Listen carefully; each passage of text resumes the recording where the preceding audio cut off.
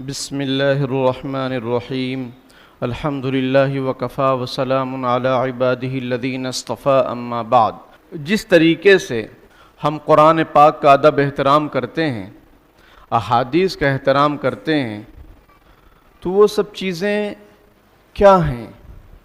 وہ کس چیز پر لکھی ہوئی ہیں؟ کاغذ پر۔ تو علماء نے مسئلہ لکھا ہے کہ کاغذ سے استنجا کرنا مکروہ تحریمی ہے۔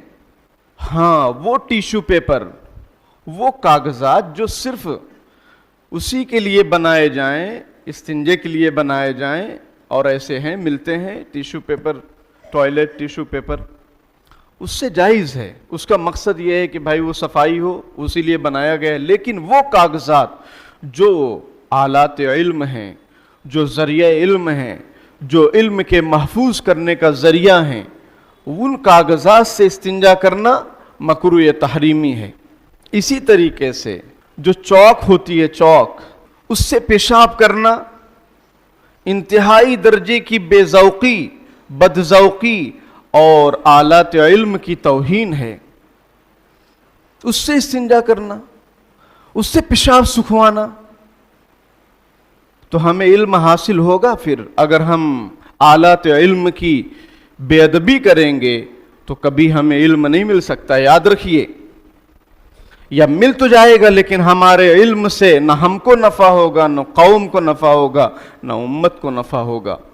اس لیے ہماری یہ گزارش ہے پورے شہر کے لیے اور پورے ملک کے لیے، جہاں ہماری آواز پہنچتی ہے اور جہاں پر یہ چیزیں ہو رہی ہیں کہ وہاں پیشاب کرنے جا رہے ہیں تو چوک لے کر جا رہے ہیں، یہ بالکل ناجائز ہے، بلکہ مکروہ تحریمی ہے اور علم کی توہین ہے، علم کی توہین ہے۔ اور افسوس کی بات یہ ہے، یہ تو مسئلہ معلوم نہیں ہے، اس لیے اس پر کم افسوس ہوگا، اور اگر مسئلہ معلوم ہونے کے باوجود بھی اگر یہ کام کیا جا رہا ہے تو ماتم کرنے کا موقع ہے۔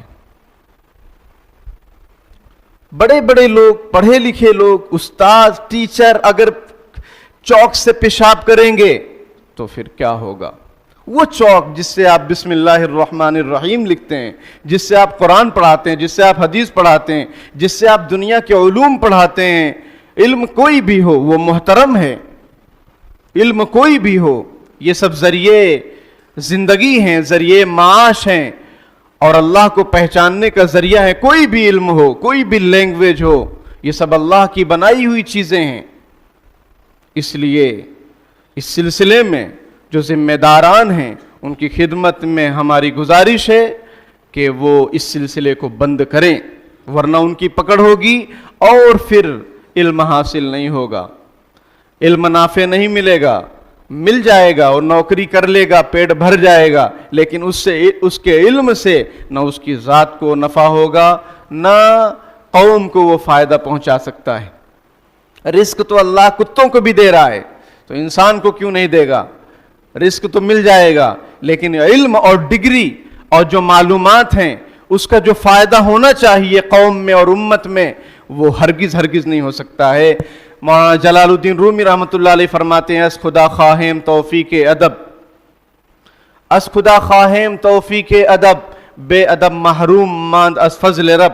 ہم اللہ تعالیٰ سے ادب کی توفیق مانگتے ہیں، اور اس لیے کہ بے ادب جو ہوتا ہے وہ فضل خداوندی سے محروم ہوتا ہے۔ اس لیے میرے بھائیوں، آپ حضرات کی خدمت میں یہ ہماری گزارش ہے، اس کو سمجھیے اور اس کو اور معلوم کیجیے جتنا معلوم کرنا ہو آپ کو، اور اس سلسلے کو ختم کیجیے، اپنے ہاں انتظام کیجیے، اپنے ہاں باتھ روم بنوائیے۔ اگر آپ کی اسکولوں میں باتھ روم نہیں ہے تو بنوائیے۔ کیپیسٹی سے باہر کیوں لے رہے ہیں آپ بچوں کو اگر آپ سنبھال نہیں سکتے ہیں تو؟ ہمارے مدارس میں آئیے، دورہ کیجیے، آپ کو پتہ چلے گا کہ مدرسہ کیسے چلتا ہے۔ آئیے دیکھیے، دنیا کے جو مدرسے ہیں اس میں جتنے بچے رہتے ہیں اس حساب سے ان کا انتظام رہتا ہے۔ تو ہمارے اسکول اتنی لمبی لمبی ڈونیشن لے کر کیا کر رہے ہیں؟ وہ باتھ روم نہیں بنا سکتے ہیں، وہ کھڑیے سے، کھڑیا بھی بولتے ہیں چوک کو، وہ چوک سے پیشاب کریں گے۔ اب پڑھانے والے جب پیشاب کریں گے چوک سے تو پڑھنے والوں کو خاک علم آئے گا، اور پڑھنے والے بھی کر رہے ہیں۔